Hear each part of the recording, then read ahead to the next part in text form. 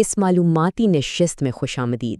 عام طور پر ایک بہت بڑی غلط فہمی پائی جاتی ہے کہ تاریخ میں خاص طور پر اسلام کے بالکل ابتدائی دور میں خواتین کا کردار شاید غیر فعال یا پیسو تھا، لیکن آج ہم اس تاثر کو بالکل بدلنے والے ہیں۔ آج ہم مکہ کے اس ابتدائی دور میں جائیں گے اور دیکھیں گے کہ کیسے حضرت خدیجہ الکبریٰ رضی اللہ عنہا اور دوسری عظیم صحابیات نے دراصل اس پوری تحریک کی بنیاد رکھی۔ یہ سب جاننا آج ہم سب کے لیے، خاص طور پر خواتین کے لیے، ایک زبردست موٹیویشن ہے۔ تو چلیے شروع کرتے ہیں۔ اچھا، اب ذرا اس موضوع کی گہرائی میں چلتے ہیں اور ایک جدید مفروضے کو چیلنج کرتے ہیں۔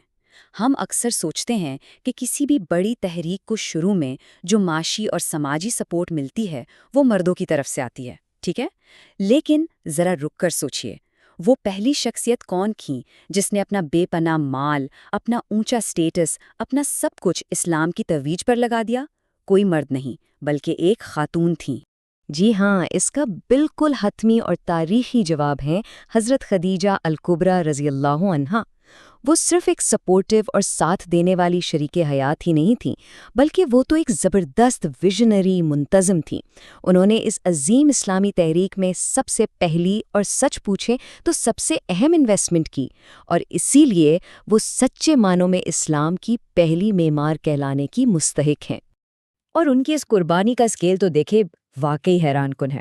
اسلام سے پہلے وہ قریش کی ایک انتہائی ایلیٹ، مالدار اور با اثر بزنس وومن تھیں۔ ان کا تجارتی قافلہ اکیلے پورے قریش کے قافلوں کے برابر ہوتا تھا، اور پھر انہوں نے اس انتہائی پرتعیش زندگی کو ایک بہت بڑے مقصد کے لیے شدید تکالیف سے بدل دیا۔ شعبہ ابی طالب کے اس 3 سالہ سخت بائیکاٹ کو یاد کریں، فاقے شدید بھوک جس نے آخر کار انہیں اتنا کمزور کر دیا کہ وہ خالق حقیقی سے جا ملیں۔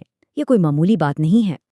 تو اس سب سے ہم ایک لائحہ عمل اخذ کر سکتے ہیں جسے خدیجہ بلو پرنٹ کہا جا سکتا ہے۔ سب سے پہلے پیغام حق کو قبول کرنا۔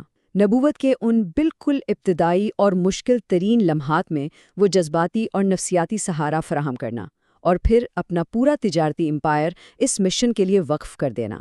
ان کی اس غیر متزلزل مالی اور اخلاقی سپورٹ کے بغیر اس وقت کی کمزور مسلم کمیونٹی کا معاشی اور سماجی بائیکاٹس کے سامنے سروائیو کرنا ناممکن سا تھا۔ ان کا کردار بالکل فاؤنڈیشنل تھا۔ اسی مضبوط فاؤنڈیشن پر کھڑے ہو کر اب ذرا آگے بڑھتے ہیں۔ مکہ میں ہی دوسری علم بردار خواتین نے مل کر ایک ایسا زبردست گراس روٹ یا نچلے سطح کا نیٹ ورک تیار کیا جس میں استقامت بھی تھی اور تعلیم بھی، اور جس نے واقعی تاریخ کا دھارا بدل کر رکھ دیا۔ اب قربانی کی اس انتہا کو دیکھیے۔ اسلام کی سب سے پہلی شہید کوئی مرد نہیں بلکہ ایک خاتون ہیں، حضرت سمیہ رضی اللہ عنہا۔ انہوں نے اپنے عقیدے سے پیچھے ہٹنے کے بجائے اپنی جان قربان کر دینے کو ترجیح دی۔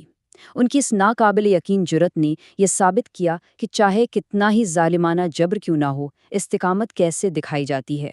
یہ ایک ایسی مثال ہے جو آج بھی دلوں کو ہلا دیتی ہے۔ اچھا، قربانیوں کے ساتھ ساتھ ان خواتین کی دعوتی حکمت عملی بھی کمال کی تھی۔ مثال کے طور پر حضرت شریک توسیہ رضی اللہ عنہا کو لیں۔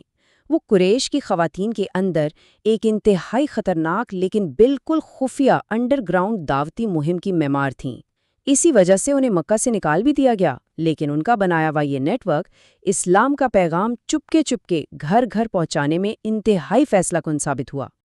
بہادری اپنی جگہ، مگر علم اور تعلیم بھی تو اتنی ہی اہم تھے نا۔ حضرت شفا بنت عبداللہ رضی اللہ عنہا کو دیکھیں، وہ اس دور میں لٹریسی یعنی خواندگی کی پائنیئر تھیں۔ سوچئے، مکہ کی ان گنی چنی 5 خواتین میں سے ایک جو اس زمانے میں پڑھنا لکھنا جانتی تھیں، اور انہوں نے اس نایاب مہارت کو اپنے تک نہیں رکھا بلکہ دوسروں کو، خاص طور پر ام المومنین حضرت حفصہ رضی اللہ عنہا کو پڑھنا اور خطاطی سکھائی۔ گویا ابتدائی دور میں ہی خواتین کی تعلیم کی باقاعدہ بنیاد رکھ دی گئی۔ اور یہ بات تو اور بھی دلچسپ ہے کہ حضرت شفا کی مہارت صرف بنیادی تعلیم تک محدود نہیں تھیں۔ ان کا کردار براہ راست شہری اور معاشی قیادت میں تھا۔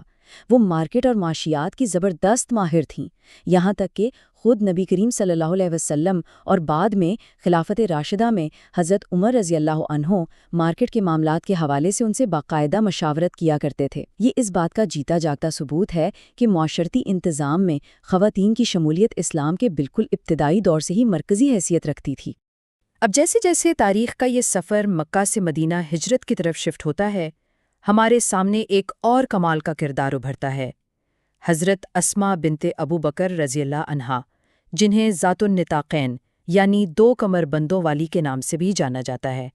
ہجرت کے اس انتہائی سنگین اور خطرناک سفر میں ان کی شاندار لاجسٹک اور انتظامی مہارت نے اس پورے مشن کو ممکن بنانے میں اہم کردار ادا کیا۔ غار تھور والا وہ واقعہ ذرا یاد کریں۔ نبی کریم صلی اللہ علیہ وآلہ وسلم اور حضرت ابو بکر رضی اللہ عنہ کے لیے کھانا پانی لے جانا، اور جب سامان باندھنے کے لیے کچھ نہ ملا تو فوراً اپنے ہی کمر بند کو پھاڑ کر 2 حصے کرنا تاکہ سامان باندھا جا سکے۔ یہ صرف ایک واقعہ نہیں ہے، یہ شدید ترین دباؤ اور خطرے کے دوران تیز ترین سوچ، عملی اقدام اور لاجسٹکس کی ایک لازوال ماسٹر کلاس ہے۔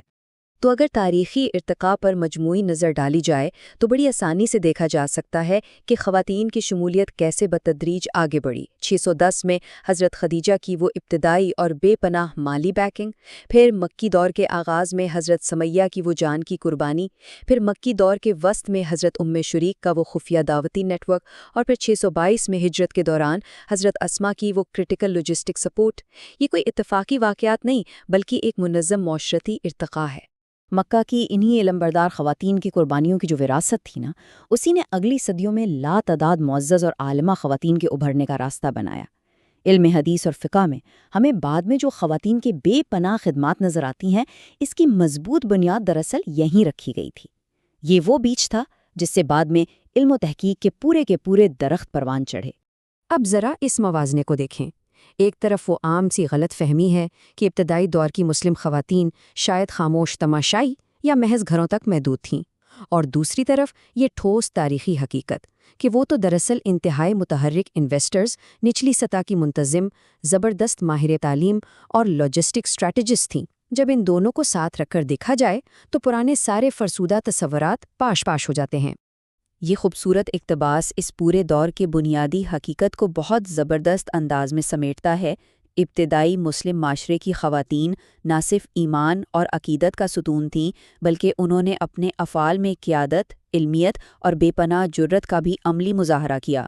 یعنی ان کی یہ فعالیت کمیونٹی کی بقا اور ترقی کے لیے محض ایک آپشن نہیں تھی بلکہ ایک لازمی اور ناگزیر ضرورت تھی۔ تو اس ایکسپلینر کے آخر میں ایک بہت ہی اہم سوال پر غور کرنے کی ضرورت ہے۔ آج کے اس ماڈرن دور میں خواتین کی خود مختاری، ان کے علم، قربانی اور سماجی و معاشی لیڈرشپ کے اس مستند اور تاریخی بلو پرنٹ کو عملی طور پر کیسے لاگو کیا جا سکتا ہے؟ یہ ایک ایسا سوال ہے جو آج ہر ایک کو سوچنا چاہیے۔ ان عظیم ہستیوں کی شاندار تاریخ یقیناً آج بھی ہم سب کے لیے روشن مینار ہے۔